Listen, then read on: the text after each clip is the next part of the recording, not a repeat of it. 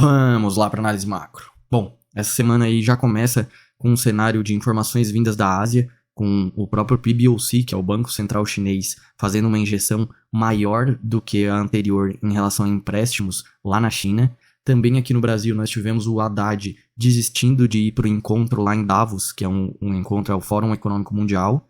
Ele desistiu para poder resolver aquela crise que está tendo entre o governo e o Congresso. E também relacionado ao petróleo, a gente teve aí mais novidades vindas lá dos ataques em que os Estados Unidos vem fazendo aos navios de rebeldes lá para poder deixar livre o comércio lá no Mar Vermelho, né? Mas que eu já vou comentar em seguida. E no final a gente vai ver o que tudo isso tem de refletir para a nossa bolsa aqui no Brasil hoje e possivelmente essa semana também. E já começando pelo cenário asiático, nós tivemos lá os bancos chineses injetando agora, só em dezembro, 1,17 trilhões de yuans em novos empréstimos. Basicamente isso foi maior do que o período de novembro, que foram 1,09 trilhões, só que foi menor do que o mercado esperava. O mercado esperava 1,4 trilhões. Então nós temos sim ainda um cenário ruim lá na Ásia, apesar de toda essa injeção do próprio PBOC, que é o Banco Central da China, e que vem contribuindo, né, criando medidas para poder impulsionar a economia. Novamente nós tivemos uma madrugada de queda para as bolsas chinesas, lembrando que essa semana vai ser de extrema importância para ver se a China está voltando a acelerar ou não, porque vão sair os dados de PIB e produção industrial amanhã à noite na China. E isso vai ser de suma importância para a gente poder ver se finalmente essas bolsas chinesas vão dar uma respirada aí nesse ano passado inteiro de queda, e esse ano já começou bem ruim. É o que a gente vai ver aí essa semana. Uma novidade importante para o Brasil é que aquela empresa BYD, que é a empresa de carros elétricos chinesa, ela está negociando para comprar a nossa maior mineradora de lítio aqui do Brasil, que é a Sigma Lithium. E aparentemente as negociações estão bem avançadas, né? Se isso vier a acontecer, é relativamente positivo, porque provavelmente eles vão investir pesado aqui no Brasil, né? O que vai gerar empregos e assim por diante. Já falando do cenário brasileiro, nós tivemos o Haddad, ele cancelando, desistindo de ir lá para a Suíça, onde vai ter, né, começa hoje o Fórum Econômico Mundial, e ele basicamente resolveu ficar no Brasil porque a gente já sabe o motivo, né? Ele precisa resolver essa briga entre o governo e o Congresso sobre a questão da reoneração lá, aquela MP da reoneração que gerou tanta briga por lá, e o Haddad vai trabalhar nisso. Inclusive hoje ele vai se encontrar com o Pacheco hoje à noite para discutir exatamente sobre isso, né? Então, aqui no cenário brasileiro, nós não temos nada de muito novo para hoje, mas ao longo dessa semana, o cenário político é o que mais vai fazer preço para a gente aqui, né?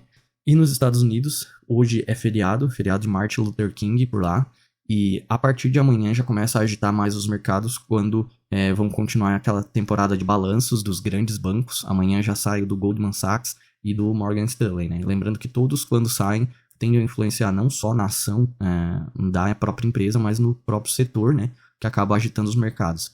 E para o cenário do petróleo, nós estamos tendo novamente volatilidade nos preços dele por conta dos conflitos que estão acontecendo lá no Iêmen, muito voltado à questão dos ataques aéreos que os Estados Unidos e o Reino Unido vêm fazendo a navios dos rebeldes lá no Iêmen.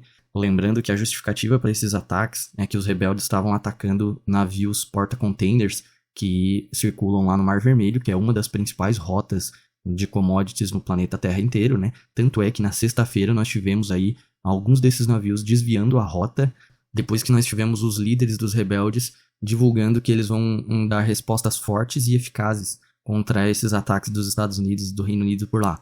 Então tudo isso, óbvio, né, gera um medo generalizado por lá de que esses fornecimentos eles sejam interrompidos, e basicamente interromper fornecimento de commodities é igual a alta de preço para commodities, né? Porque terão menos commodities no mercado sendo entregues. Então tudo isso mexe especificamente no mercado de commodities no mundo inteiro.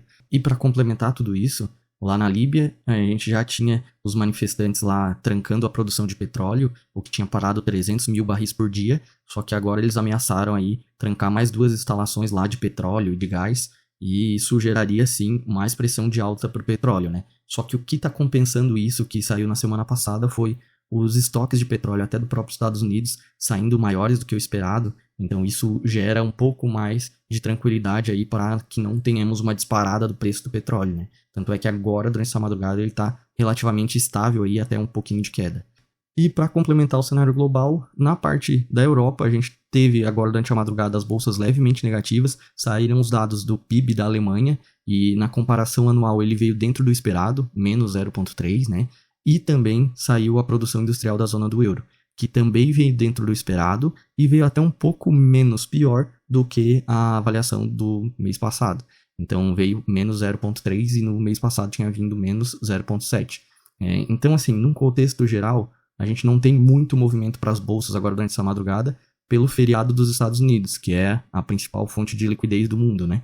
Mas, se a gente fosse falar num cenário geral que pode refletir para a nossa bolsa aqui no Brasil, sim, a gente ainda tem uma possível abertura aqui em leve queda e uma leve alta para o dólar, pensando num contexto global, né? Mas ao longo do dia a gente vai ter que ver o que vão saindo aí de novas informações para o mercado como um todo.